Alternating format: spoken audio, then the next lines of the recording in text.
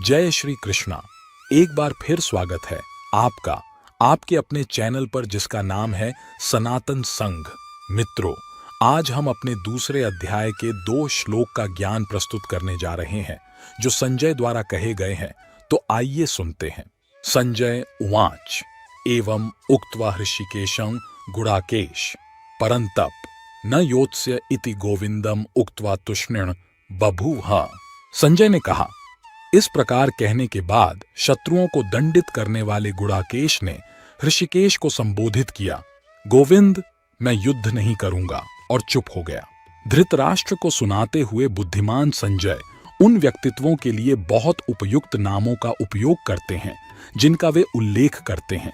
यहाँ अर्जुन को गुडाकेश या नींद का विजेता कहा जाता है। नींद की शक्ति ऐसी है कि देर सबेर सभी प्राणी इसके वशीभूत हो जाते हैं, लेकिन अपने दृढ़ संकल्प के साथ अर्जुन ने खुद को इस तरह से अनुशासित कर लिया था कि नींद उसे तभी आती थी जब वह इसकी अनुमति देता था और केवल उस समय के लिए जब वह चुनता था। अर्जुन के लिए गुडाकेश नाम का उपयोग करके संजय धृतराष्ट्र को सूक्ष्मता से संकेत दे रहे हैं। जिस प्रकार इस पुरुषों के बीच नायक ने नींद पर विजय प्राप्त की, उसी प्रकार वह अपनी निराशा पर भी विजय प्राप्त करेगा। और श्री कृष्ण के लिए वह जिस शब्द का उपयोग करते हैं वह ऋषिकेश है, या मन और इंद्रियों का स्वामी। यहाँ सूक्ष्म संकेत यह है कि जो अपनी इंद्रियों का स्वामी है वह निश्चित रूप से यह सुनिश्चित करेगा कि घटनाओं का उचित प्रबंधन हो। तम उवाच ऋषिकेशः प्रहसन्निव भारत सेनायोरुभयोर्मध्ये विषिदांतम इदम वाचा।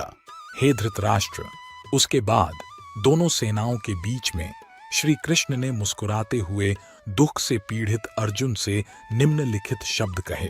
अर्जुन के विलाप के शब्दों के बिल्कुल विपरीत श्री कृष्ण मुस्कुराए, यह प्रदर्शित करते हुए कि स्थिति उन्हें निराश नहीं कर रही थी, बल्कि वह इससे पूरी तरह खुश था।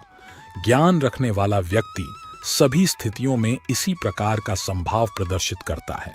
अपनी अधूरी समझ के कारण हम जिन स्थितियों में होते हैं उनमें खामियां ढूंढते हैं, हम उनके बारे में शिकायत करते हैं और बड़बड़ाते हैं, उनसे दूर भागना चाहते हैं और अपने दुख के लिए उन्हें जिम्मेदार ठहराते हैं। लेकिन प्रबुद्ध आत्माएं हमें सूचित करती हैं कि ईश्वर द्वारा बनाई गई दुनिया हर तरह से परिपूर्ण है और अच्छी और बुरी दोनों परिस्थितियां एक दिव्य उद्देश्य के लिए हमारे पास आती हैं। वे सभी हमारे आध्यात्मिक विकास के लिए हमें पूर्णता की ओर, हमारी यात्रा में ऊपर की ओर धकेलने के लिए व्यवस्थित किए गए हैं। जो लोग इस रहस्य को समझते हैं वे कठिन परिस्थितियों में कभी परेशान नहीं होते, शांति और शांति के साथ उनका सामना करते हैं। बर्फ के टुकड़े धीरे धीरे जमीन पर गिरते हैं, प्रत्येक टुकड़ा अपने उचित स्थान पर होता है। एक प्रसिद्ध ताओवादी अभिव्यक्ति है। यह दुनिया के डिजाइन और इसमें होने वाली स्थूल घटनाओं में निहित पूर्णता को खूबसूरती से व्यक्त करता है, भले ही हम इसे अपने भौतिक दृष्टिकोण से देखने में सक्षम नहीं हैं। छांदोग्य उपनिषद बताता है कि चीजों की भव्य योजना के एक भाग के रूप में भगवान द्वारा दुनिया में भूकंप, तूफान, चक्रवात, बाढ़ और आंधी क्यों बनाई जाती हैं। इसमें कहा गया है कि ईश्वर लोगों को आध्यात्मिक प्रगति की यात्रा में धीमी गति से रोकने के लिए जानबूझकर कठिन परिस्थितियां बनाता है।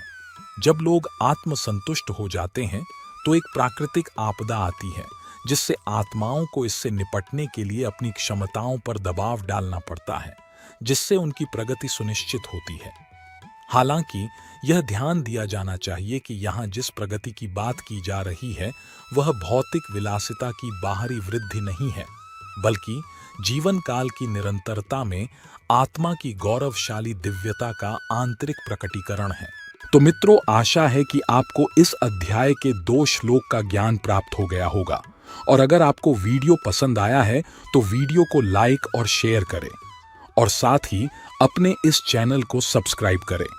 मिलते हैं अपने अगले वीडियो में कुछ नए श्लोकों के साथ। तब तक के लिए जय श्री कृष्णा।